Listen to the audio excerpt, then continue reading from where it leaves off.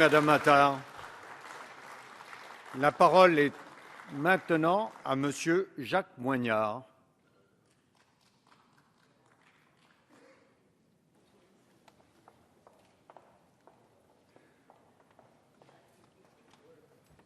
Monsieur le Président, bonjour. Monsieur le Président, chers collègues, début juin 1944 résonnent sur les ondes de la BBC les 3 premiers vers du poème « Chanson d'automne » de Paul Verlaine, les sanglots longs des violons de l'automne. À l'adresse de la France libre, la signification de ce message codé est la suivante. Le débarquement des forces alliées sur les plages normandes aura lieu au cours de la semaine. Et quand les 3 vers suivants sont en boucle déclamés, blesse mon cœur d'une langueur monotone, l'offensive s'annonce imminente.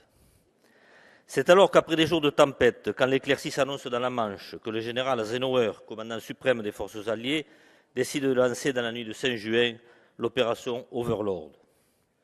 Composée de plus de 150 000 hommes, cette armada, la plus importante de l'histoire, s'apprête à poser le pied sur le sol de la France occupée. Ainsi, peu après minuit, ce 6 juin 1944, les paras, comme on dit, sautent dans la nuit.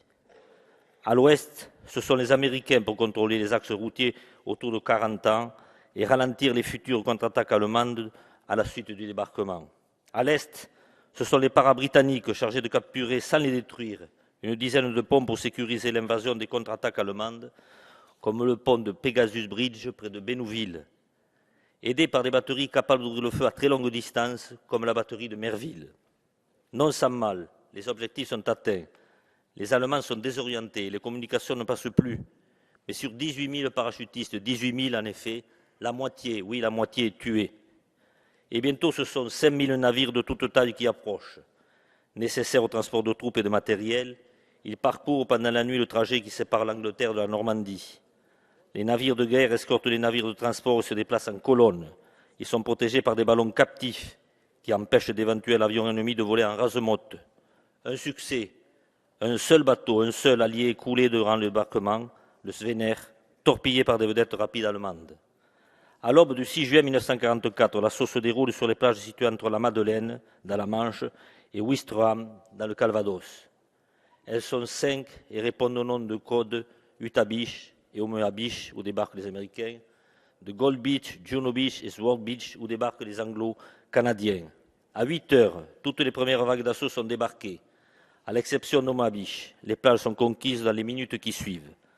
Aussitôt se met en place une véritable course contre la montre. Les troupes doivent être au plus vite approvisionnées en carburant, armes et munitions, ainsi qu'en vivres et vêtements. L'ingéniosité technique des Alliés est édifiante. 2 ports artificiels sont alors construits afin de faciliter le transfert des approvisionnements, le port d'Aromanche et le port de Saint-Laurent. Le rythme de déchargement de matériel ne va pas alors cesser d'augmenter. Un pipeline sous-marin est installé. Il relie l'Angleterre aux côtes normandes et approvisionne les troupes alliées en carburant. L'armée allemande, surprise dans un premier temps de ce débarquement, quand elle attendait dans le Pas-de-Calais, réagit avec pugnacité. Dès lors, la bataille de Normandie s'engage. La bataille de la liberté est en marche. Les combats terrestres sont acharnés tandis que les villes sont les cibles systématiques des bombardements de l'aviation alliée, en particulier Saint-Lô, Falaise et Caen. Au soir du 6 juin, l'opération Overlord est un succès, mais le jour J s'achève. Il s'éteint en fait. Aussi avec 10 000 jeunes vies sacrifiées. Sacrifiées pour notre liberté. De jeunes vies pour beaucoup américaines et canadiennes, mais aussi, il faut les citer, belges, polonaises, néerlandaises, tchèques, australiennes, danoises, norvégiennes, néo-zélandaises, luxembourgeoises et grecques. Toute l'Europe en somme, et bien au-delà. À leur côté, la France libre joue un rôle aussi décisif. Représentée dans cette opération terrestre par le 1er bataillon de fusiliers marins du lieutenant de vaisseau Kieffer, débarqué à Sword avec les Britanniques, ce commando de 177 hommes qui avait rejoint le général de Gaulle dès 1940 s'est illustré par un fait d'armes héroïque en s'emparant du casino de Ouistreham, farouchement défendu par les Allemands. À eux doit s'ajouter la dizaine de Français libres parachutés au-dessus de la Bretagne pour effectuer des actions de sabotage et les 4 bateaux de guerre français qui participent au bombardement de la côte et au ravitaillement. Cette victoire en Normandie, on la doit aussi à cette armée des ombres, à cette vaillante résistance française, qui en transmettant des renseignements en Angleterre, en sabotant des chemins de fer, en détruisant des lignes téléphoniques et en installant des mines anti-chars sur les routes, a permis de perturber les transmissions et les arrivées des renforts allemands. Tous ces hommes ont fait de cette bataille une victoire stratégique essentielle de la Seconde Guerre mondiale. Sans cette victoire, les divisions allemandes n'auraient pas quitté en nombre le front russe, envoyé en renfort contre les troupes alliées, permettant aux soviétiques de se ressaisir.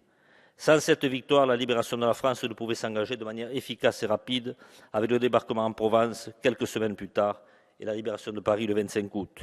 Sans cette victoire, le 8 mai 1945, l'Allemagne ne capitulait pas.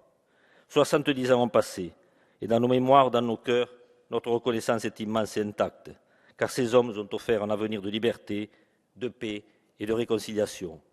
Le groupe radical, républicain, démocrate et progressiste apporte donc tout son soutien à cette proposition de résolution.